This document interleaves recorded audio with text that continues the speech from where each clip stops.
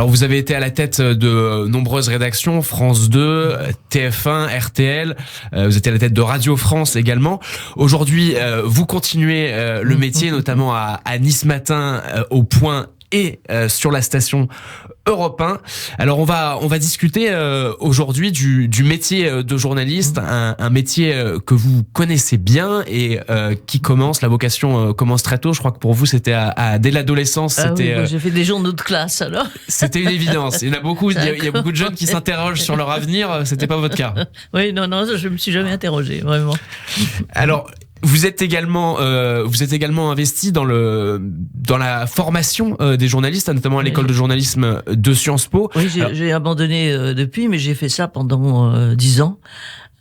Et on a en quelque sorte créé l'école de Sciences Po pour, au fond, donner une extension à Sciences Po. Beaucoup de gens voulaient faire du journalisme, donc on s'est donné le luxe de faire une école de journalisme, et ça a assez bien marché. Et voilà, maintenant, les grandes écoles de journalisme, il y en a quand même pas mal.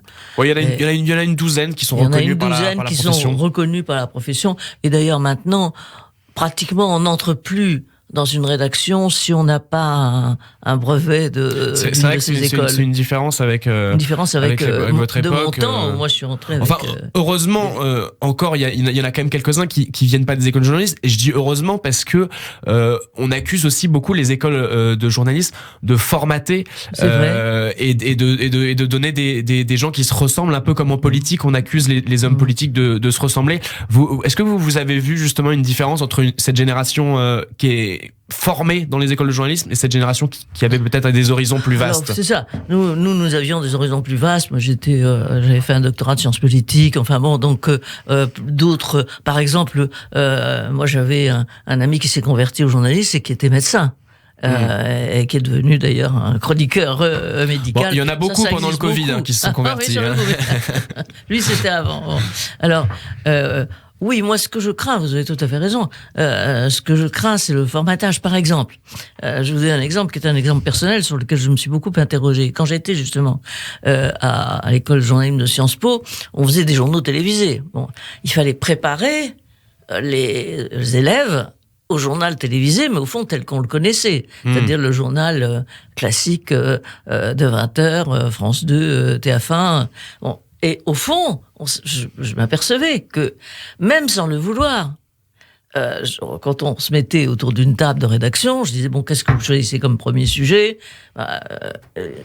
On était déjà formatés, on était déjà dans le moule de TF1 et de France 2, et au fond, ça me gênait un peu, parce que on voyait... au premier, information politique, et puis information générale, et puis de temps en temps... En même temps, être formaté, ça peut avoir du bon, parce que ça permet de trouver du boulot. Voilà. Si ça permet de rentrer à TF1 c'est pour ça. C'était notre premier enjeu, parce que le premier enjeu, c'était de faire entrer des gens. Mais ça n'empêche pas qu'il faut quand même les éveiller tout le temps. Ah, attention, on peut ne pas penser comme la majorité des gens pensent, on peut présenter les choses un tout petit peu autrement, donc il faut éviter le formatage, mais quand même leur donner les armes pour être dans ce métier. Alors, vous avez débuté, alors c'était pas votre premier poste, mais vous avez en tout cas commencé votre carrière à l'Express, aux côtés de Françoise Giroud. Est-ce que ça fait partie des journalistes, des grands journalistes qui ont vraiment été parmi vos modèles? Ou est-ce qu'il y en a eu, eu d'autres aussi Non, je pense qu'il y en a qu'une. C'est effectivement Françoise Giroud. Non, j'ai eu beaucoup de chance parce que je venais de finir ma thèse de doctorat à Sciences Po, et je me disais, maintenant, à partir du moment où j'ai fini ma thèse, je vais quand même m'ennuyer. Et à ce moment-là, par hasard, et parce qu'on avait des amis communs, elle m'a appelé. Et j'ai eu la veine de partager avec elle. J'étais son assistante personnelle. Donc, j'ai un peu, dès le début, vous voyez, embrassé toutes les catégories du journal. Après, je me suis spécialisée dans la politique. Mais pendant 2-3 ans, j'ai fait tout à la fois du littéraire. Et elle m'a beaucoup appris. Et vous n'imaginez pas le nombre de fois où, en écrivant maintenant, des années plus tard, en écrivant, donc en ayant au fond l'âge qu'elle avait à la fin de sa vie, je me dis, non, il faut supprimer le premier paragraphe. Elle a raison. Elle n'aurait pas aimé. Non, et elle disait tout le temps, à moi, elle me donnait des cours. Elle était relativement distante avec les gens, mais à moi, elle me donnait vraiment des cours de journalisme. D'ailleurs, elle en a publié après, mais moi, j'étais la première bénéficiaire. Et elle disait non. Il faut toujours pouvoir supprimer le premier paragraphe, parce que c'est celui de la mise en scène, et si vous rentrez directement dans le sujet, c'est mieux. Bon, mais je peux vous donner, je sais pas, tous les conseils qu'elle m'a donnés, et que je me répète encore tous les jours. Et alors, après vient donc le journalisme politique, après cette introduction. Oui. Le journalisme politique, c'est pareil, c'était une évidence pour vous comme le journalisme? Vous veniez d'un milieu politique, je venais d'un milieu politique, et j'ai eu la chance à Sciences Po de trouver un cours qui était fait par le patron de Sciences Po et qui s'appelait littérature et politique. Alors là, ça m'allait très bien parce que j'étais une littéraire de formation et la politique m'est revenue comme ça. Donc j'ai fait une thèse de sciences politiques et puis après tout naturellement c'est ça dont j'avais envie. Mais vous savez, c'était une époque où il y avait très très peu de femmes en journalisme politique, parce que je me rappelle une anecdote formidable, c'est la première fois où je suis entrée à l'Assemblée nationale, j'avais un tailleur pantalon rouge, très beau d'ailleurs, il était très bien. Je me suis fait refouler par les huissiers, parce que j'étais en pantalon. Et donc il a fallu que les huissiers, parce qu'il y avait pas de femmes d'abord. Il y avait une seule femme qui avait déjà un certain âge. Et moi, quand je suis arrivé, le tailleur pantalon ne se portait pas pour une femme à l'Assemblée nationale. Il a fallu faire intervenir le président de l'Assemblée nationale, qui Dieu merci était Jacques Sablon-Delmas, et qui était assez moderne dans l'esprit, et qui a dit aux huissiers, vous êtes complètement fous, laissez-la entrer. Et les députés, ça les gênait pas? Vous aviez des remarques également? De toute façon, vous savez, quand on entre d'abord à l'Assemblée, on entre comme une souris, parce qu'on la ramène pas. Et puis on se met, il y a une tribune des journalistes où on a d'abord le temps de connaître les journalistes. Quand les jeunes, on a d'abord le temps, et après on prend.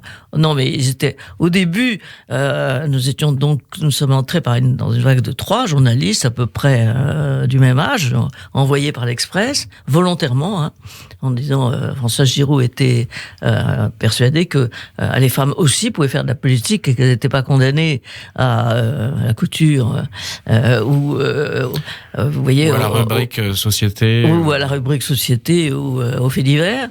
Donc elle a volontairement envoyé 3 filles. Alors ça a fait un peu de bruit au début, et puis finalement tout le monde s'est très bien habitué. Il y a une première quand même. Je me rappelle la première époque où les gens se disaient elles sont venues se marier. Elles sont venues chercher un mari. Vous avez pas réussi. On leur a démontré. On leur a démontré qu'on durait plus longtemps. Et alors, justement, sur cette façon peut-être différente, on dit que les femmes font de la politique différemment que les hommes. Est-ce que les femmes faisaient de la politique, enfin du journalisme politique différemment que les hommes? Est-ce que vous aviez des avantages du fait d'être différente? Non, moi j'y crois pas du tout. D'abord, sur la rédaction d'un papier, j'ai souvent entendu dire, après quand je suis devenu éditorialiste, j'étais en compétition sur le même réseau, enfin pas sur le même réseau, mais sur 2 créneaux de 8h moins le quart avec Alain Duhamel qui était à ce moment-là à Europe 1 et moi qui était à RTL. Et franchement, on me dit, mais alors, est-ce que vous avez d'autres façons d'écrire un éditorial? Non. On dit tout le temps, les femmes sont analytiques, les hommes sont synthétiques. Moi, j'ai toujours été synthétique. Mais c'est peut-être une façon d'être aussi qui peut être différente. C'est-à-dire qu'avec, comme les hommes politiques, la plupart du temps étaient à cette époque-là des hommes, ils pouvaient dire des choses différentes à une femme c'est à double tranchant. C'est à double tranchant. C'est-à-dire que il fallait quand même. On a été finalement très bien accueillis à l'Assemblée nationale. Les gens, pas comme la génération suivante, s'est sentie de temps en temps. Mais vous étiez 2 en fait à l'époque avec Catherine Ney. On était 3 avec Irène Allier qui venait elle de François. Mais on était 2. Mais finalement. D'abord, les gens faisaient attention. Passer les premiers 6 mois où ils se sont dit chouette, il y a des filles. ils sont aperçus qu'on n'était pas des oies et que, par conséquent, on n'allait pas se lancer dans une vaste entreprise de séduction qui n'aurait qu'échoué. C'est pas comme ça qu'il fallait s'imposer. Il fallait s'imposer par nos articles. Il se trouve que l'Express était à l'époque un des plus grands hebdomadaires politiques et que par conséquent on n'a pas eu trop de mal à se poser parce que finalement ils avaient autant peur de nos papiers que nous au début on avait peur d'eux. Alors il y a un autre grand événement après qui va faire aussi que beaucoup de Français encore aujourd'hui se souviennent de vous, c'est que vous avez animé deux débats présidentiels, deux débats du deuxième tour, de l'entre-deux tours, pardon. Giscard Mitterrand en 81 et Mitterrand-Chirac en 88. Comment est-ce qu'on prépare un tel événement, surtout que vous étiez, il me semble, pas habitué à la télévision? Non, pas du tout. J'ai été choisi. J'ai été choisi pour ça, d'ailleurs. J'ai été choisi pour ça. En 81, donc il y avait une telle polémique entre la télévision, dans lequel le temps de parole de l'opposition était tout à fait réduit, et une telle polémique entre François Mitterrand, qui se jugeait maltraité par la télévision française, qu'il a exigé que soit dirigé par deux journalistes extérieurs à la télévision, le premier débat, donc le débat de 81. Et donc ça a été Jean Boissonnat, qui était à ce moment-là à Europe, et moi, qui avons été désignés d'un commun accord par les deux, comme étant à la fois acceptable par Giscard, acceptable par Mitterrand, et pas... ce serait incompréhensible aujourd'hui, on dirait à des journalistes de télévision ah ben non, c'est pas vous êtes trop contraints, etc. Ce serait des hurlements. Là, ça a été relativement bien accepté. Il y a eu un consensus, oui. Mais c'était vrai que c'est la première fois pour ma part que je faisais de la télé. Oui, j'avais fait un passage à la télé chez Bernard Pivot pour un de mes livres, mais c'est la première fois que c'est pas le même exercice. Et alors, je vous dis pas la terreur, j'ai encore le souvenir je suis rentré à RTL un vendredi à 3h de l'après-midi, après déjeuner, et on m'a dit, alors bravo, alors je comprenais pas pourquoi, on m'a dit, c'est toi qui anime le débat avec Boissonnat. Alors là, j'ai appelé Boissonnat, et on a passé vraiment, mais je crois le dimanche, le lundi et une bonne partie du mardi à travailler. Alors Boissonnat était un économiste éminent, qui était un vulgarisateur en plus, et qui était lui très habitué à des prestations de télévision. Mais on n'a eu aucun rapport avec aucun des deux membres de l'élection, et leur bureau, en revanche, il y avait des staffs qui, pendant que nous, on travaillait sur les questions, sans naturellement les dire à quelconque, à qui que ce soit, enfin, c'était imaginable. Alors, pendant ce temps-là, l'équipe vérifiait, vous savez, la distance entre les deux candidats. Est-ce que c'était 1m50, 2 mètres, vérifier le cadrage, les mettait au point les caméras, etc. Mais ça, nous n'y avons absolument pas participé. On était complètement en vase clos. Vous avez vécu de nombreuses campagnes présidentielles. Est-ce que cette campagne est particulièrement ennuyeuse, comme le disent les journalistes ou les Français, ou est-ce que vous avez un peu l'impression qu'on a dit ça de chaque campagne? J'ai l'impression qu'on a dit ça de chaque campagne, et qu'en réalité, ça n'est pas vrai. Le seul vrai problème, ce sont, comment dire, les petits candidats, c'est-à-dire les candidats qui se présentent que pour se faire entendre une fois tous les 5 ans, mais qui ne représente pas un vrai courant d'idées. Par exemple, moi j'adore Lassalle, il me fait rire, encore quand je le comprends. Mais c'est pas suffisant pour être élu président de la République de faire rire. Je trouve que ça rabaisse un peu l'enjeu de la campagne. Mais autrement, avoir Emmanuel Macron, Jean-Luc Mélenchon et Marine Le Pen devant soi, et Valérie Pécresse, et même Hidalgo et Yannick Jadot, non, moi je n'ai pas trouvé ça ennuyeux. Simplement, ce qui change aussi, c'est que maintenant, ils s'expriment partout, et tellement, dans toutes les chaînes de télévision continue. Donc on a l'impression qu'on les entend tous les matins, parce que si on voit les cases de 8h30 du matin, 13h, 17h, donc on a l'impression que là, ils parlent trop, qu'il y en a trop, et ça, oui, ça pose un problème, je crois. Sur quoi une campagne présidentielle se joue en général? Est-ce qu'il y a un moment de basculement? Est-ce que vous observez une constante, un thème sur lequel en général une campagne se joue? Non, mais il y a des dynamiques. Enfin, ce qui est plus intéressant que les thèmes, parce que au fond, chacun publie son programme, mais qui regarde vraiment le programme des candidats? On s'aperçoit que c'est les personnalités qui percent, et en même temps l'envie d'apporter un vote pour faire quelque chose, ce qu'on appelle le vote utile, qui se développe par exemple autour de Jean-Luc Mélenchon aujourd'hui. La gauche n'est pas d'accord avec lui, une partie de la gauche n'est pas d'accord avec lui, mais c'est le mieux placé. Mais c'est le mieux placé, donc il vaut mieux montrer que la gauche existe. Et puis il a une personnalité aussi qui est forte. Et puis c'était une très bonne campagne. Donc au fond, ce qui marque dans les campagnes, c'est les caractères et les personnages. Et puis aussi, évidemment, il faut après lire ce qu'ils présentent, parce que et souvent c'est enrobé. Il faut lire avec attention pour voir que, par exemple, dans le programme de Marine Le Pen, il y a in fine quelque chose qui peut ressembler à un Frexit, une sortie de la France. De l'Europe, qu'elle ne dit pas, évidemment. Donc il faut quand même lire avec attention, mais... ça, c'est le rôle des journalistes politiques. Voilà, mais la plupart des gens se déterminent sur la personnalité et l'expérience. Alors, vous avez également vous avez eu une parenthèse chez l'ancêtre du CSA, qui s'appelait le Haut Conseil à la communication audiovisuelle. Non, la Haute Autorité. Haute Autorité. La Haute Autorité de la communication audiovisuelle, voilà. Est-ce que, ici, votre travail était extrêmement différent d'une journaliste, ou est-ce que c'était plus un prolongement et vous avez eu à prendre des décisions finalement Je dirais que c'est un prolongement. J'ai beaucoup craint au début que ça ne m'éloigne du journalisme, mais au fond, c'était les jugements que nous avions à rendre, les propositions que nous avions à formuler, touchaient très souvent le milieu politique. Quand, je ne sais pas, moi je donne comme exemple, quand Jacques Chirac a été attaqué par la gauche sur la gestion des EHPAD de Paris, il a demandé un droit de réponse à la haute autorité qui l'a autorisé à parler. Ou même on a eu par exemple un énorme feuilleton en plusieurs épisodes, je veux dire, sur la guerre d'Indochine.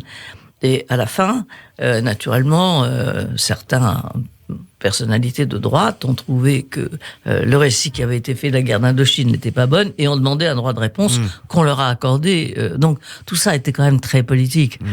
C'était pas sur des problèmes de faits divers qu'on devait juger. C'était quand même sur des problèmes d'équilibre politique et donc ça ramenait forcément à une réflexion sur l'égalité de tous en politique, l'égalité pas seulement des temps de parole, mais l'égalité des traitements des gens, et je ne dirais pas l'impartialité, mais en tout cas l'objectivité, le maximum des journalistes. Maximal des journalistes. Alors vous me parliez tout à l'heure de quelque chose justement qui n'existait pas dans les années 80, c'était les chaînes d'information en continu. Est-ce que vous êtes plutôt de ceux et de celles qui se réjouissent du fait que on puisse allumer notre télévision et avoir un résumé de l'information en 15 minutes, ou est-ce que vous pensez au contraire que ça affaiblit la qualité du débat politique, que ça génère un trop-plein? Les deux, voilà, parce que je suis quand même contente de rentrer chez moi à n'importe quelle heure du jour ou de la nuit et de trouver des gens qui parlent politique ou qui parlent plus largement d'actualité. L'actualité n'est pas toujours politique, mais qui parlent d'actualité. Et à la fois, de temps en temps, je me dis, c'est une façon de faire de l'information peut-être trop rapide, sans recul. Et donc, de temps en temps, je crois qu'il faut tempérer un certain nombre d'émissions d'actualité directes, faites sur place par des envoyés spéciaux, etc., par une réflexion. Mais au fond, est-ce que ça a changé la manière de faire de la politique aussi? C'est-à-dire que les politiques font de la politique pour les chaînes info? Il y a quelque chose qui a beaucoup changé. Il y a, je sais pas, 30 ans, qui pouvait avoir accès au journal de 20h, de TF1 ou de France 2?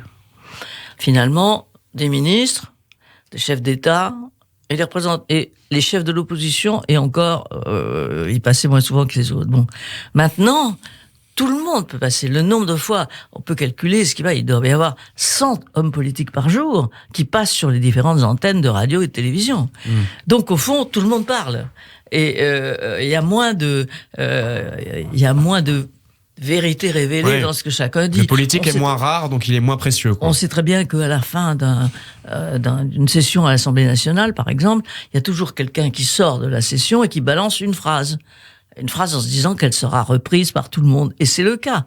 Ça peut être n'importe quel des députés de tel ou tel parti qui sort en ayant une formule, et vous êtes sûr qu'elle fait toute la journée sur les réseaux sociaux et la presse et les télévisions politiques. Alors, ajoutons à ça, je viens de parler de réseaux sociaux, mais ça change beaucoup, parce que beaucoup de choses aussi se passent sur les réseaux sociaux en politique. Et c'est par là, souvent, qu'on apprend des choses. Donc, course entre les télévisions continues et les réseaux sociaux, et de temps en temps, effectivement, on arrive à des fake news. Et c'est pour ça que je remarque que toutes les chaînes, ou à peu près, ont institué des émissions spéciales fake news où ils reprennent les arguments et où ils les invalident, où ils les justifient. Des décryptages, oui. Effectivement. Alors, dans le chaîne info, il y en a un qui dirige notamment par personne interposée, évidemment. CNews, c'est Vincent Bolloré. On a eu au Sénat cet hiver, enfin une sorte d'audit de grands chefs d'entreprises français qui détiennent des médias comme Bernard Arnault aussi également, ou Xavier Niel. Est-ce que vous, au long de votre carrière, notamment à TF1, où il y avait Bouygues comme actionnaire, est-ce que vous avez eu des difficultés parfois à cohabiter avec les actionnaires? Est-ce que vous avez subi des influences? Franchement, pas tellement. Franchement, pas tellement, et pas là où on croit. C'est-à-dire pas sur... vous pouvez pas esquinter tel numéro de bagnole, tel type de bagnole, si vous avez en plus une émission de publicité sur cette voiture-là. Bon, ça c'est secondaire, et ça ne s'est finalement pas tellement passé. Ça se passe, je sais, dans des rédactions qui ont besoin de publicité et qui donc peuvent pas la refuser. Mais enfin, ça n'est pas... Non, on a eu des problèmes sur, par exemple, Chirac-Balladur. Je me rappelle que ça avait fait des problèmes, parce que... lorsque vous travailliez où? Lorsque je travaillais à TF1, c'est vrai que c'était... compliqué d'aller entre les deux, mais je trouve que Francis Bouygues, qui était un patron formidable et qui m'a aussi beaucoup appris, était quelqu'un qui se faisait au début, il se disait, mais attendez, on n'a pas le droit de dire du mal de Bouygues sur la chaîne de Bouygues. Ça nous est arrivé une fois de critiquer une gestion de Bouygues, et alors il était horrifié en me disant, enfin, et finalement quand on lui disait, c'est à cause de ça qu'on a de la légitimité. Vous comprenez que si on disait tout le temps vive Bouygues, vive Bouygues, bon, c'est comme ça, la presse c'est comme ça, il faut laisser une certaine distance à l'égard de journalisme, et ça Bouygues l'avait très bien compris. Je ne suis pas sûr que Bolloré le comprenne de la même façon. Après, il a peut-être pas le même agenda non plus. Il détient peut-être pas des médias pour les mêmes raisons que Bouygues les détenait. On peut penser que son tempérament est quand même plus offensif. Oui, on peut le penser. Comme vous dites, oui, on peut le penser. Dans le métier. Est-ce que il y a eu d'autres modèles aussi dans le journalisme que l'actionnariat? Il y a eu l'actionnariat des journalistes dans les années 80, notamment au Monde. Est-ce que c'est un modèle vers lequel, enfin, qui vous semble cohérent? C'est un modèle intéressant. Moi, j'étais très intéressé par la façon dont les journalistes du Monde ont mené leur affaire. Je ne pense pas que ça puisse être extensible à tellement d'autres journaux. Je pense que les journaux de coopératifs sont très difficiles parce que beaucoup de choses sont remises en question. Mais le Monde, ils ont, je trouve fait une nouvelle façon de gouverner la presse, avec en laissant beaucoup plus de place aux journalistes et beaucoup plus de place à l'interprétation des journalistes. Et ça, je trouve quand même que ça a été une réussite, mais je pense qu'elle doit être limitée à certains journaux et pas à tous. Et on parlait donc tout à l'heure de grands industriels comme Bouygues ou Bolloré. Pourquoi est-ce que vous pensez que ces grands industriels investissent à un moment donné dans des titres de presse ou des chaînes de télévision? Quel est leur intérêt? Parce que c'est la puissance. D'abord, par exemple, pour Francis Bouygues, parce que je me rappelle qu'il me l'avait dit, il disait la privatisation de TF1, c'est l'affaire du siècle. On ne peut pas passer à côté. Donc ça, lui, il avait une réaction très homme d'affaires. Non, bon, il n'y connaissait rien, mais il a finalement... Il s'est entouré de gens qui connaissaient, donc ça allait. Mais ça n'est plus le cas aujourd'hui, où je trouve qu'évidemment, le risque est la concentration. Le risque est que beaucoup de médias soient détenus par la même personne, que beaucoup de maisons d'édition soient détenues par la même personne. Il faut faire attention et il faut arriver à un équilibre. Mais au début, quand Bouygues a pris le journal ou quand Lagardère a pris la 5, si vous voulez, il n'était pas question de cumul encore de chaînes. Ça n'est qu'après, progressivement, on s'aperçoit qu'une chaîne en crée une autre. Bon, et donc, il faut fixer des limites. Les limites sont fixées, mais il faut qu'elles soient respectées, évidemment. Quand on est patron, évidemment, on a des responsabilités. Vous avez été patronne de rédaction. On voit actuellement avec l'Ukraine qu'il y a de plus en plus de reporters, de journalistes qui sont envoyés sur des zones de guerre, de conflit, où ils risquent plus ou moins leur vie. Qu'est-ce que c'était pour vous cette responsabilité? Vous avez aussi envoyé, j'imagine, énormément de reporters dans les zones de conflit. Golfe, alors pendant la guerre du Golfe, ils ont eu moins à se confronter. Bizarrement, on a envoyé des reporters partout, mais ils se sont moins confrontés aux armes, parce que là, on les voit quand même sous le bruit des armes. On entend ça à côté. Moi, j'ai peur pour eux tout le temps. Bon, alors, ce sont des volontaires souvent. On ne voit pas quelqu'un qui n'a pas du tout envie d'y aller, c'est rare. Ensuite, vous remarquerez que les femmes sont très présentes, et les femmes sont très présentes parmi les reporters de guerre. Mais alors, il y a eu effectivement une première vague envoyée, pensant que la guerre allait durer 15 jours. Et puis, au-delà de ça, il faut remplacer les troupes, parce que les journalistes sont aussi épuisés que les soldats. Donc maintenant, il y a plein de jeunes pour lesquels je me fais pas mal de soucis, parce que je me dis, ils savent pas, il y a des vieux de la vieille qui savent où il faut se mettre. Ceux-là, on a l'impression vraiment qu'il faut qu'ils fassent très attention. Voilà, mais c'est le métier, et pour eux, c'est exaltant d'ailleurs. Pour eux, c'est exaltant. Oui. C'est l'essence un peu du journalisme. On dit beaucoup ce qu'il y a de plus noble, c'est le reportage de guerre. Vous avez travaillé dans le privé et aussi beaucoup dans le public. Est-ce que vous avez le sentiment qu'il y a une façon de faire vraiment différente dans le public et dans le privé, ou est-ce que finalement il y avait, je crois, c'était Daniel Schneiderman qui disait oui, finalement dans le public on copie le privé en moins bien. Est-ce que vous trouvez qu'il y a une spécificité de la sphère publique en France? Je trouve que la position de Schneiderman a toujours été hostile au public, mais je trouve qu'il y a des moments où le public travaille mieux que le privé. Ça, je veux dire, on peut pas dire que le privé domine et que derrière court TF1. C'est pas vrai, c'est pas conforme à la réalité, et ça n'est pas conforme à la réalité ni dans l'information, ni dans la fiction, où quand même il y a une création de fiction de TF1. Mais bon, non, je dirais que les rédactions travaillent dans le même sens. On peut pas dire que une rédaction est supérieure à l'autre.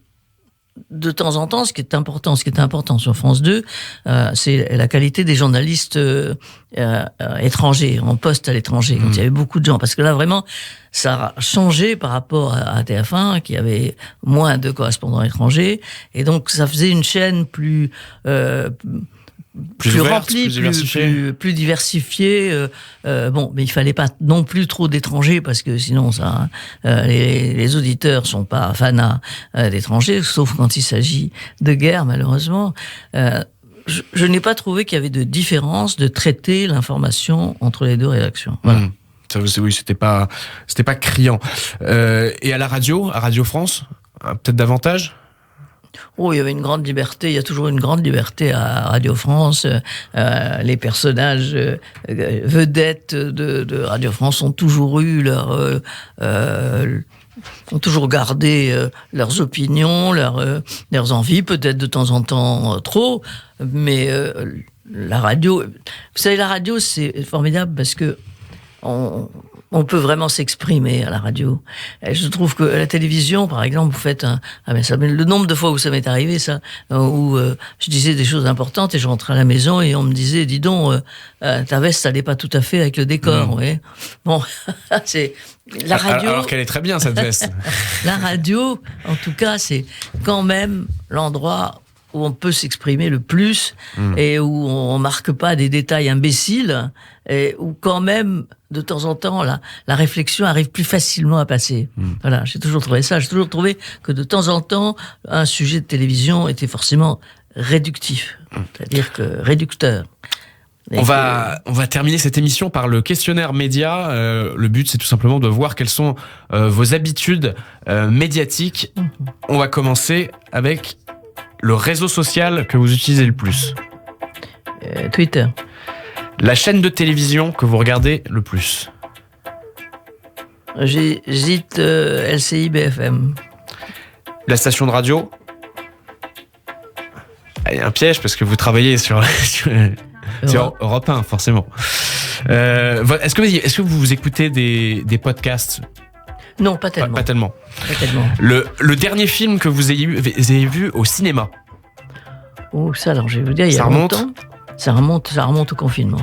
Voilà. Maintenant, je lis j'ai des films sur tablette. Mais j'adore aller au cinéma. J'adore aller au cinéma. Et puis pendant longtemps, il fallait mettre un masque. J'ai pas mis de masque. Maintenant, c'est bon. Maintenant, c'est bon. Vous pouvez y retourner. Donc maintenant, j'y retourne. C'est le prochain, alors que j'aurais dû vous demander.